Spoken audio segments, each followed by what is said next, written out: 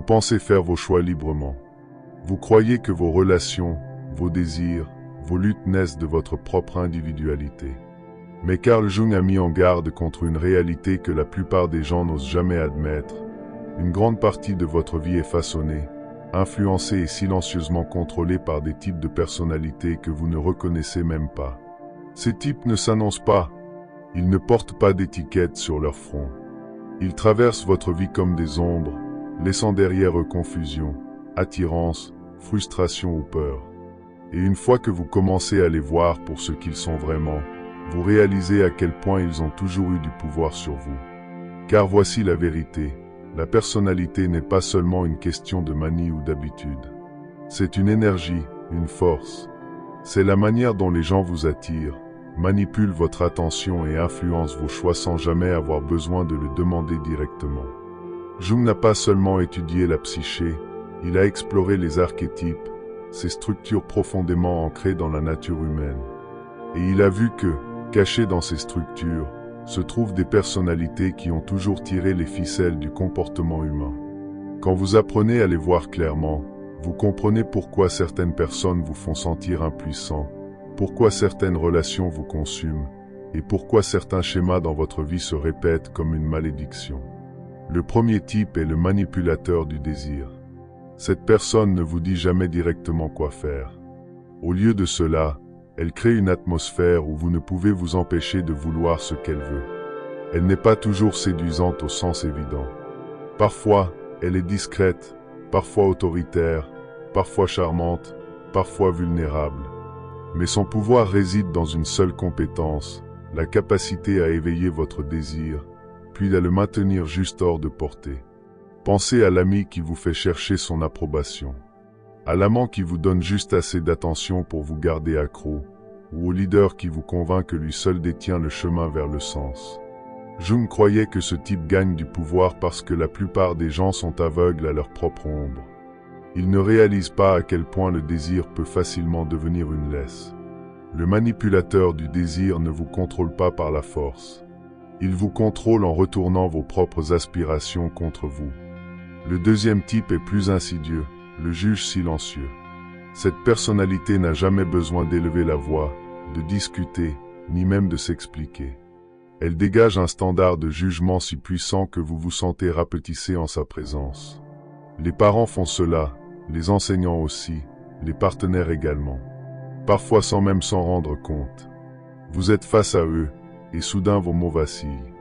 Vous ressentez le poids d'être jugé, et cette salle d'audience invisible devient plus puissante que n'importe quel débat ou conversation.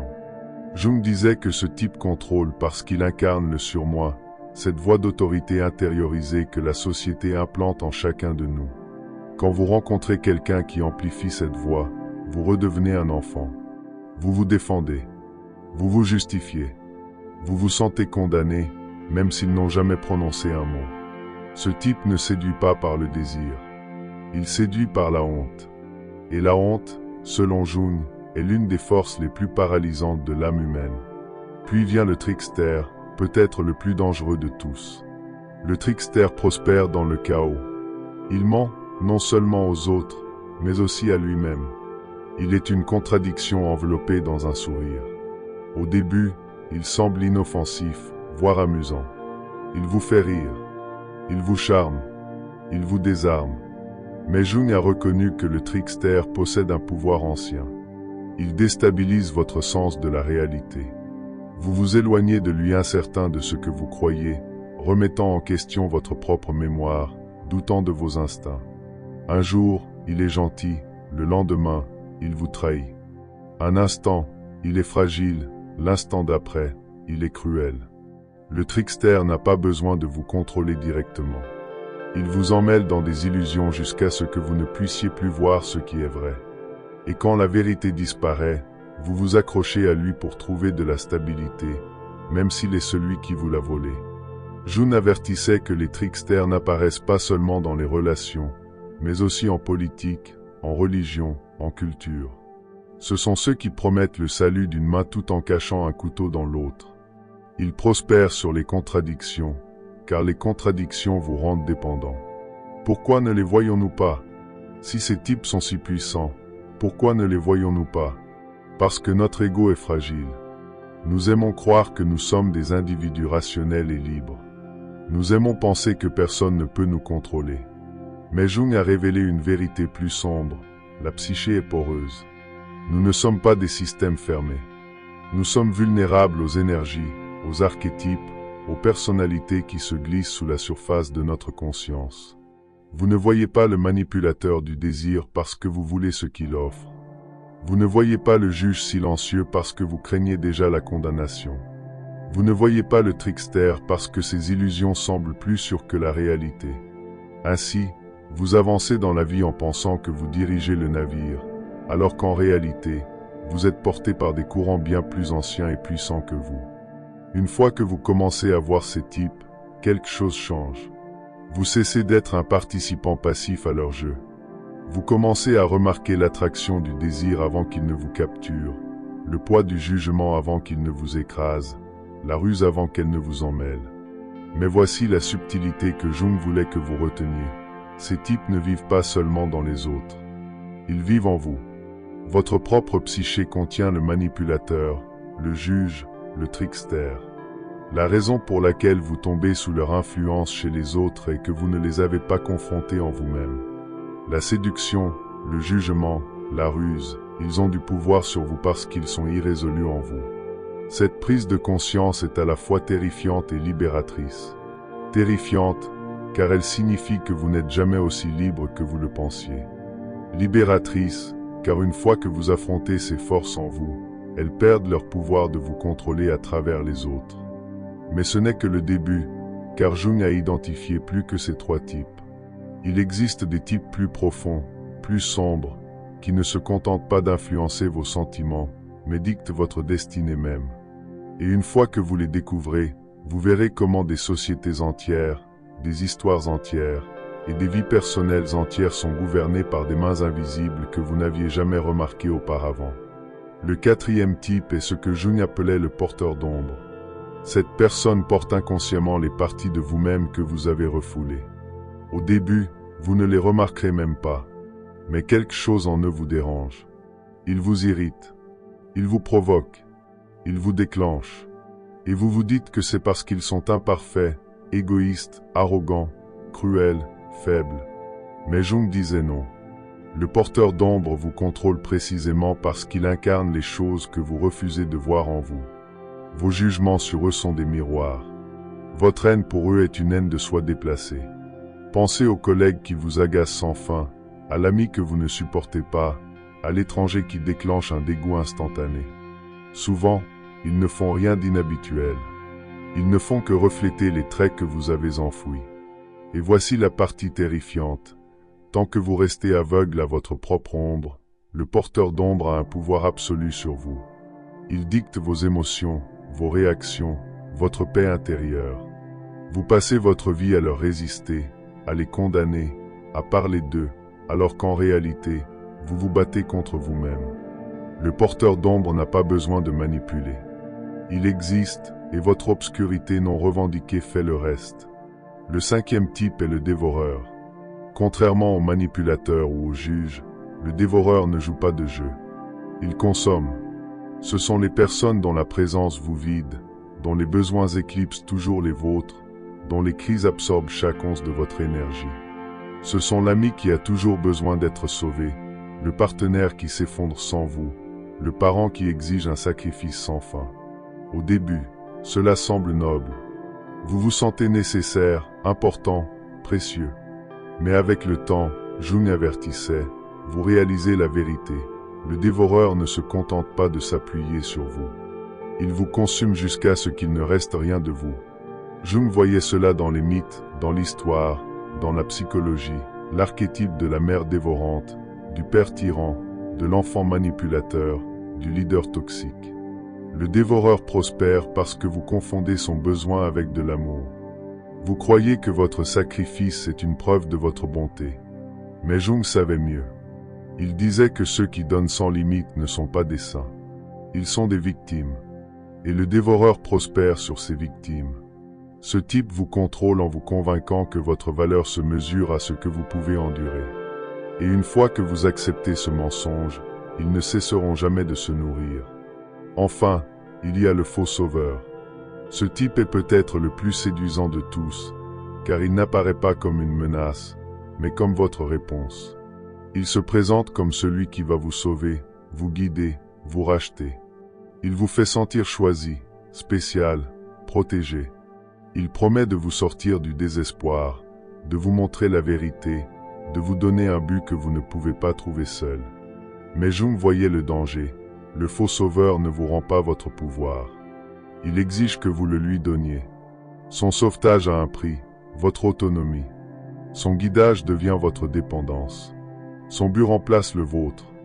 Des religions ont été construites sur ce type. Des mouvements, des idéologies, voire des relations intimes en sont remplies.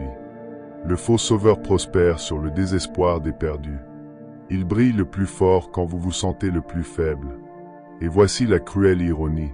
Plus vous vous abandonnez, plus vous vous sentez en sécurité. Jusqu'à ce que vous réalisiez que vous avez construit toute votre existence autour de l'histoire de quelqu'un d'autre. Le faux sauveur ne contrôle pas seulement vos choix, il contrôle votre sens. Et quand quelqu'un contrôle votre sens, il contrôle votre vie. Voici donc les 6 types: le manipulateur du désir, le juge silencieux, le trickster, le porteur d'ombre, le dévoreur, le faux sauveur. 6 types que Jung ne considérait pas comme des accidents ou des caprices de la personnalité, mais comme des forces anciennes de la psyché, des archétypes qui ont façonné l'humanité depuis le début. Et une fois que vous commencez à les repérer dans votre vie, quelque chose de terrifiant se produit, vous les voyez partout. Dans votre famille, vos amitiés, vos amours, vos leaders, en vous-même. Soudain, des moments qui semblaient confus deviennent clairs. La rupture qui vous a brisé, l'amitié qui vous a vidé, le mentor qui vous a trahi, les cycles sans fin que vous juriez ne jamais répéter, ils n'étaient pas aléatoires.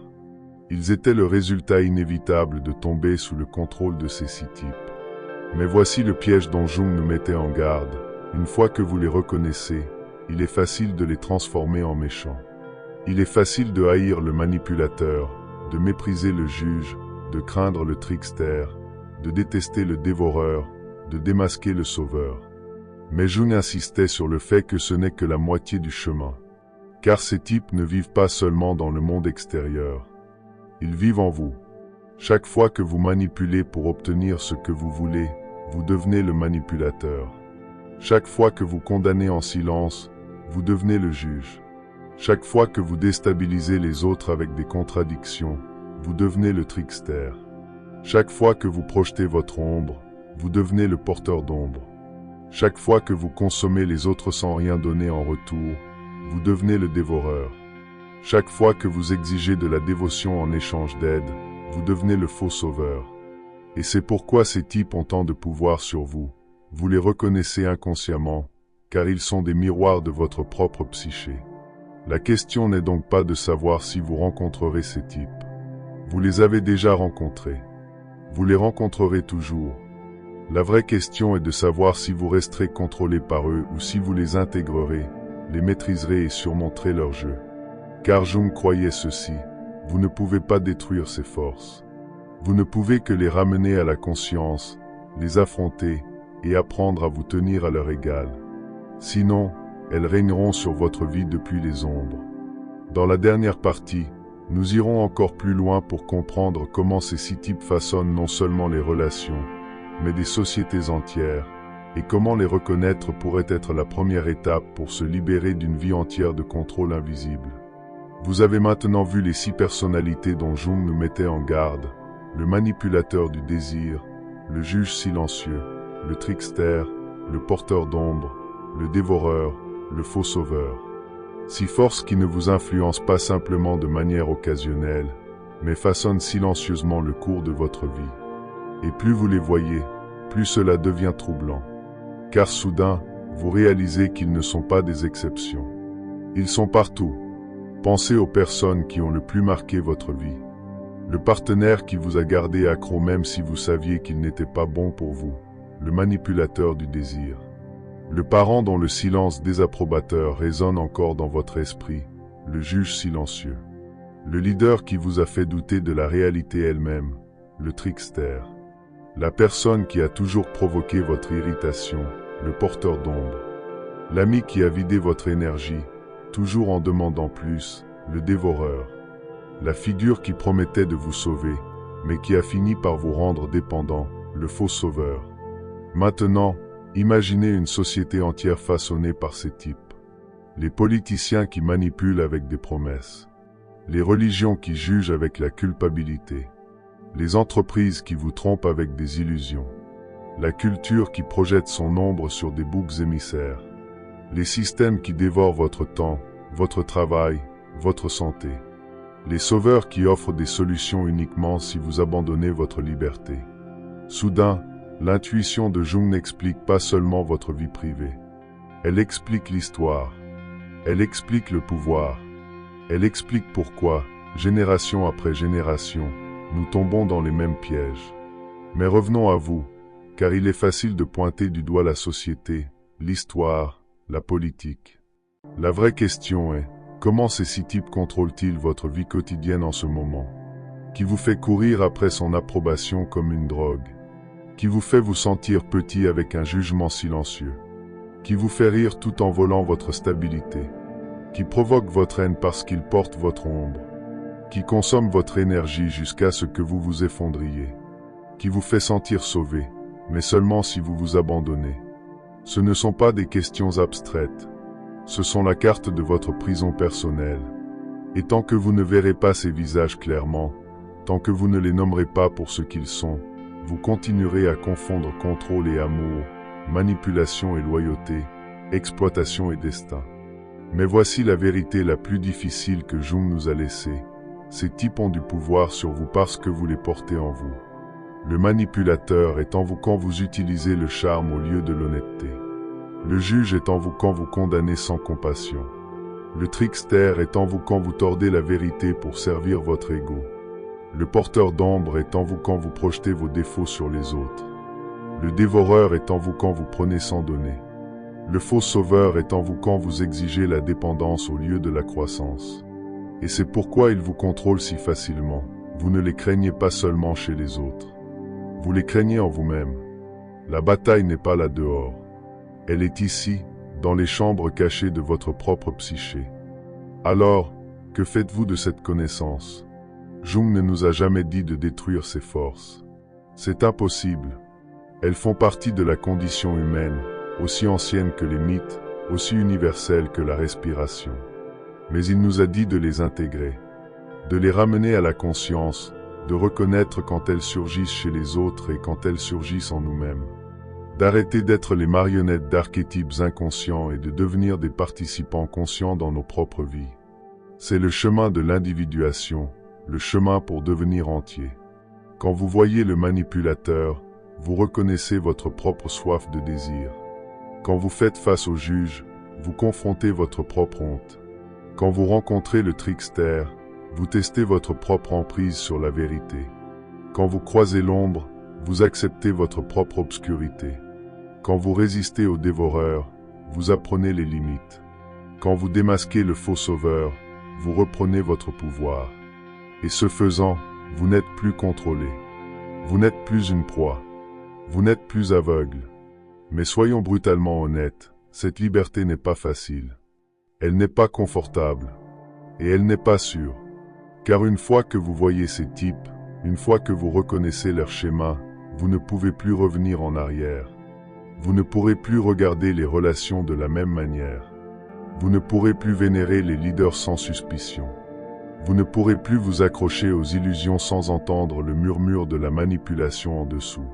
C'est le prix de la conscience. Le confort de l'aveuglement est perdu à jamais. Mais c'est aussi le cadeau de la conscience. Plus personne ne pourra vous contrôler de la même manière. Vous voici donc, tenant la carte que Jung nous a laissée, les 6 types de personnalités qui contrôlent secrètement votre vie. La question n'est plus de savoir si vous les rencontrerez. Vous les avez déjà rencontrés. La question est de savoir si vous les laisserez continuer à gouverner vos choix ou si vous les confronterez en vous-même et briserez leur emprise. Car Carl Jung croyait que celui qui ose affronter ces archétypes ne se contente pas de leur survivre. Il devient quelque chose de plus, quelque chose d'intouchable, quelque chose d'entier. Et en fin de compte, c'est la seule véritable évasion, ne pas fuir ces six types, mais devenir plus fort que leur contrôle.